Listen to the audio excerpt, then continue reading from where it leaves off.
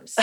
Oh, yeah, well, we got rid of the drum set, so. Yeah, I got rid of the freaking drum set. But, Yeah. but it's exciting because, what Don and I offer with the studio, not only recording, we've had people reach out to us wanting help with writing songs. And so recently, as a matter of fact, it was the night that Dawson's album was going to drop at 11 p.m.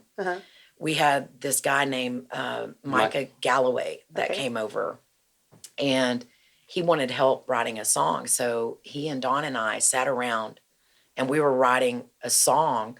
And the whole time that we're writing this song, I'm looking at the clock, Like making sure waiting it's not for 11 o'clock. Dawson's album to drop because I was just so excited. She was so excited because the song that she wrote that Dawson recorded is coming out. Yeah, because I had 2 cuts on it. And so for the first time, I was getting songs cut once I actually started writing on my own. You know what I mean? What was the name of the song? Is it on the album? Yes. Or? Yeah, on Dawson's album. I can't think of it. This Love Between Us. This Love Between Us. This Love Between Us. Which is a duet that Dawson and Caitlin Elise sing together. It's a song that I wrote. I haven't heard that song. And then there's another song on Dawson's album called A Song I Can Dance To that we co-wrote. I didn't listen to that. I didn't know that. Yeah. How was that? How long did y'all work with Dawson? For a while. Probably about a year. Oh, really? Yeah, it took them a while to get it out, but... how many songs on it? There's 10 on there. I produced 8 of them. Wow. So there's 2 that he did at another studio. Was that your first album? Yeah. Full album? Mm-hmm. Nice. Dude, his album party was lit. It sure was. It was great. I think that's where I met you at. Yeah, as a matter of fact. That was the night you met her? Uh-huh.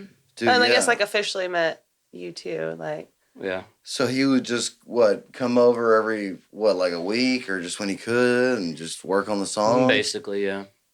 They recorded the drums at another studio. Richard Rose, I don't know if you know him. I know the name. He lives over in Highlands. He has a little studio in Highlands, so we went over there and cut the drums because I can't record drums at my house. I don't have the means to do that, but yeah, we recorded the drums. Well, some of the drums, and then a couple of the other songs I sent off to Walter Cross. He does all my drum work, but that's the first time I met him. That was in November of not this last November. 21. Yeah. And I think it was Blake Brown that contacted you. Blake Brown, yeah, he right? contacted me, and he actually played some of the drums on some of those. I was going to ask because I think he was originally playing the drums, yeah. Mm-hmm.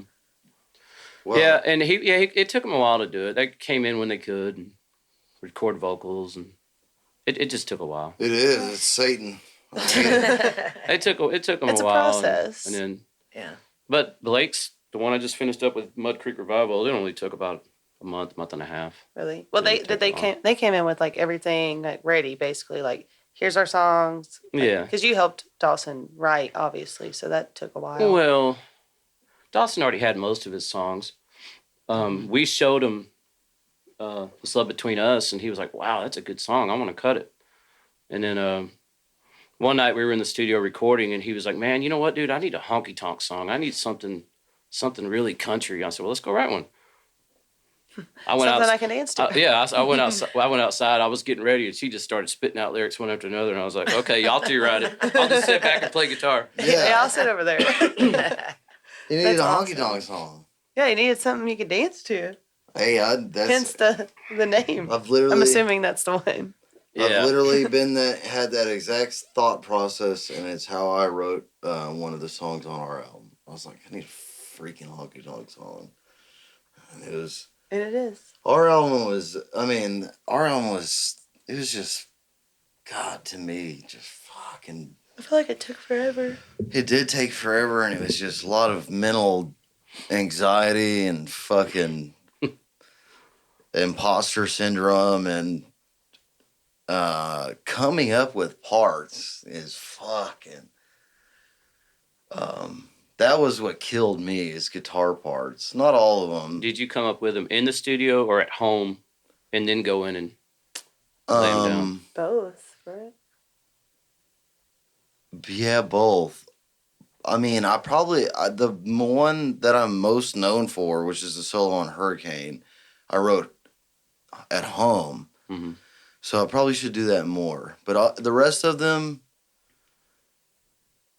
I mean, well, none of the other songs really lend themselves. Like, none of the other songs we recorded lend themselves to, like, grandiose guitar solos. Mm-hmm. So it was just like, the country songs, I was like, they can just tell me what they want, and I'll play that. There was a couple that y'all were in the studio and you're like, okay, this is going to be a guitar solo, fiddle, another guitar. And you're like, okay, and just kind of noodled something out. And, Yeah, that's every other guitar solo I think I've done. It was just like, it's always at the end of the session, of the first session, when we do like the bass track with drums, because we live track at least like, we live track the songs live with the goal to hopefully keep the drum the bass track. And it's all of them have been at the end of the studio with like 30 minutes left, and I'm like, can I do the solo? And every single time the motherfuckers are like, you sure you got it? You sure you got it? And I'm like, yeah, dude, come on, bruh. And that's how I just hear what they want. And, but all of them were like that except Hurricane. I spent a month every day. I would wake up and play the track without the guitar solo and just try to write the solo. Cause it was like 16 bars and it's in A minor and it's rock. I'm like, and it was just right up your alley. Yeah, huge open space, and I was like, this song has got to have killer solo.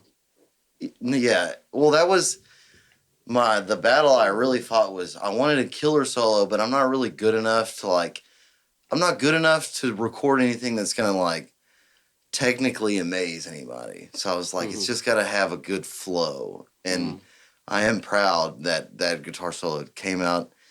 Exactly. I mean, it's ripped off from. I mean, it's almost all of it is mostly ripped off from Wanted Dead or Alive, except for I think maybe like I don't know. I could think of there's like a Mixolydian mode. Those parts are ripped off from Symphony of Destruction by Megadeth. Richie Sambora is my favorite guitar player, so we listen to him a lot. Man, you're saying ripped off. I think every lick that I know, I ripped off from somebody else. It's hard to come up with stuff original because it's all been done 1,000 times, 1,000,000 times. I wouldn't say ripped off. I would say heavily influenced by. Yeah, heavily. I say ripped off just because I wrote it, but nobody. I mean, the only time you know you ripped it off is when normies, regular people, are saying it's. That's when it's like, damn. Hey man, that sounds like Wanted Dead or Alive solo. Yeah. Yeah. But it's not like verbatim, you know. It's not the exact like. If you would put them side by side, like they wouldn't sound alike. It's just that no, there's certain part. Yeah. I mean, like all of us in here are like musically inclined, so we could hear it. But to the normal ear that is not musically inclined, they would be like, "Oh, that's a sick solo," and then you'd hear Wanted Dead or Alive. They have no idea. Yeah, I played a solo on "We Like to Party," one of Blake Brown's songs, and I completely ripped off Steve Ray Vaughan. I mean, I went back and listened to it. I was like, oh wow, that sounds. He ripped off Buddy Guy. That's Stevie licks, but whatever. But who's gonna? Yeah, I did it because it fit the song well. I love that song. Yeah. Yeah, I don't think if you don't steal a melody, it's open game. I mean, I did some of the Pride and Joy licks, those open high E licks, but yeah, nobody's gonna care. It worked. Yeah, if it worked, but also the tone on Hurricane is pretty. It's pretty unique, so that adds because. Yeah. But it's not like 8 bars of ripped off. No, it's the. I mean, I was really proud of the tone. My guitar tone on all those songs, I'm really proud of. Right. The single that we're about to release, I use the Helix, and I will never use it again. Really? I don't know. They convinced me to use it on the single, and it's like that. It's great, but it's too good. Too good? It is. It's too perfect. Like, I don't know. They like it, so I could be wrong, but I don't particularly like the tone, and I won't use it again. I just,